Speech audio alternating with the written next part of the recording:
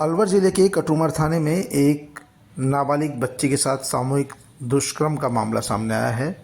पीड़िता के परिजनों ने दुष्कर्म के आरोपियों के खिलाफ नामजद मुकदमा दर्ज कराया।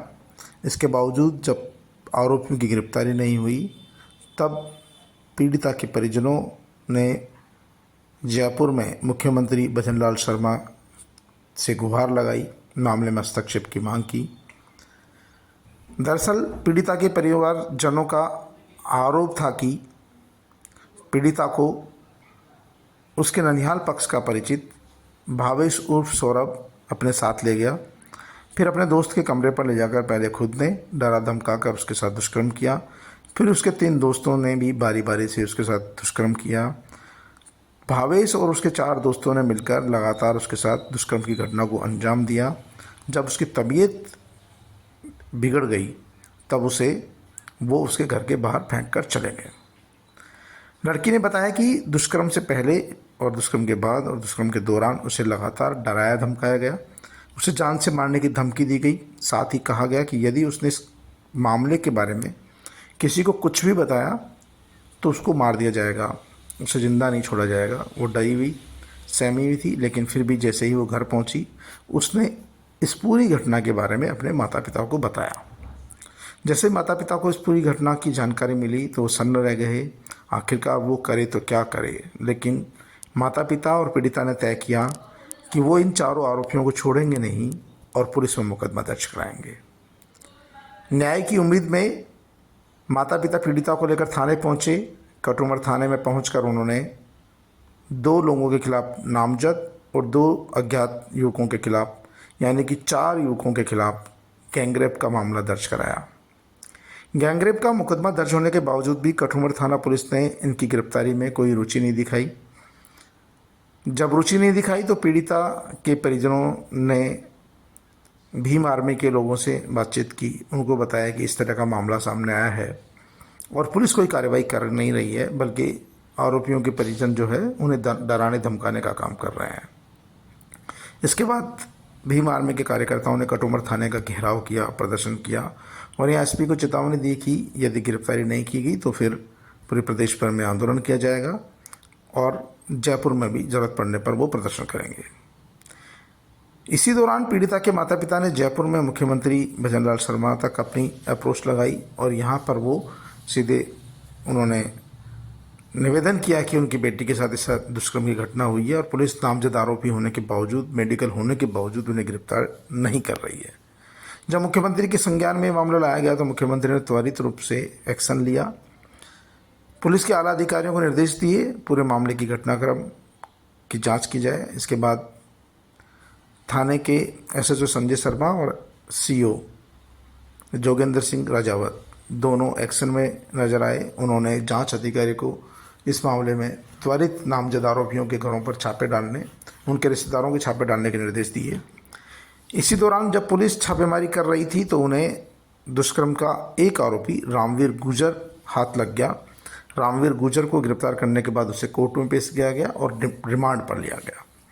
रामवीर गुर्जर ने पुलिस पूछताछ में स्वीकार किया कि वह इस घटनाक्रम में शामिल था और उसने दुष्कर्म की घटना को अंजाम दिया है, लेकिन मुख्य आरोपी सौरभ उर्फ भावेश है, क्योंकि जो लड़की है वो सौरभ उर्फ भावेश की ही परिचित थी, वही उसको लेकर आया था। इसके बाद पुलिस ने सौरभ उर्फ भावेश के परिजनों से सौरभ उर्फ भावेश के बारे में पता किया। आसपास के लोगों से पूछताछ की गई तो पता लगा कि सौरभ उर्फ भावेश सेना में अग्निवीर के तौर पर कार्यरत है और फिलहाल उत्तराखंड ड्यूटी कर रहा है। पुलिस कटुमर से उत्तराखंड पहुंची। उत्तराखंड पहुंचकर उन्होंने सैन्य अधिकारियों से इस बारे में चर्चा की, पूरे घटनाक्रम की जानकारी दी और सौरभ उर्फ भावेश को सेना में से ही गिरफ्तार करके लाया गया। सौरभ उर्फ भावेश को कटुमर थाने में लाने के बाद पुलिस उसे कोर्ट में पेश करेगी, रिमांड पर लेगी। पुलिस का मानना है कि अब सबसे बड़ा काम है कि जो इस दुष्कर्म में शामिल इनके 2 साथी हो रहे उनको और गिरफ्तार किया जाए। 2 आरोपी गिरफ्तार हो चुके हैं, रामवीर गुर्जर, भावेश उर्फ सौरभ गिरफ्तार हो चुका है। अब 2 अन्य साथियों की तलाश की जा रही है। वहीं पुलिस की कार्यशैली को लेकर लोगों को सवाल उठ रहा है कि आखिरकार क्यों नहीं पुलिस ने, जब नामजद रिपोर्ट हो गया था, मेडिकल पीड़िता का मेडिकल हो गया था, उसके बावजूद नामजद आरोपियों की धरपकड़ क्यों नहीं की। यदि पुलिस समय रहते आरोपियों की धरपकड़ करती तो अब तक ये कभी के पकड़े जा चुके होते थे, क्योंकि सौरभ और भावेश घटना के 2 दिन बाद उत्तराखंड गया था। यदि उससे सेम डे ही पूछताछ हो जाती तो वो पकड़ में आया था, लेकिन सौरभ और भावेश को ये था कि लड़की डरी हुई है, सहमी हुई है, वो उसका नाम नहीं लेगी और वो सेना में नौकरी कर रहा है, तो उसका पुलिस भी कुछ नहीं बिगाड़ पाएगी। और इसी के चलते उसने इस घटना को अंजाम दिया। और क्योंकि खुद दबंग है, तूती बोलती है, तो उनको ये था कि परिवार कहाँ जाएगा, कुछ नहीं कर पाएगा। लेकिन पीड़ित परिवार ने हिम्मत दिखाई और उन्होंने आरोपी के खिलाफ मुकदमा दर्ज कराया।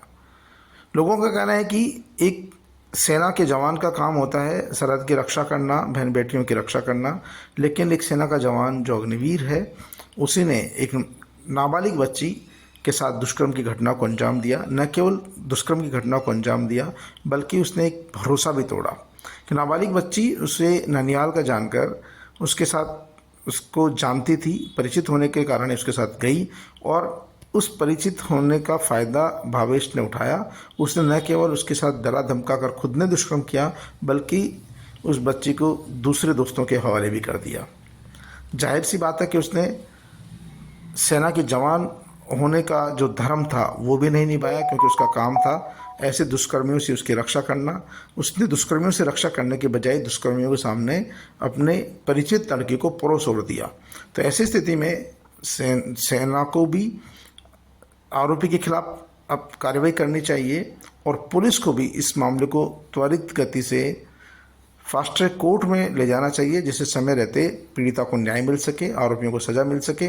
दूसरी ओर सामाजिक संगठनों ने सामूहिक दुष्कर्म पीड़िता के परिजनों की को सुरक्षा देने, पीड़िता को नौकरी देने और पूर्व में राज्य सरकार ने जो गैंगरेप की पीड़िताएं हैं उनको 50 लाख रुपए तक का आर्थिक मदद दी गई है, उसी तरह से 50 लाख रुपए की आर्थिक मदद देने की मांग की है और साथ ही अन आरोपियों के खिलाफ कड़ी से कड़ी कार्रवाई की मांग की है और इन्हें जल्द से जल्द सज़ा दिलाने के लिए मामले को फास्ट ट्रैक कोर्ट में ले जाने की अपील की है।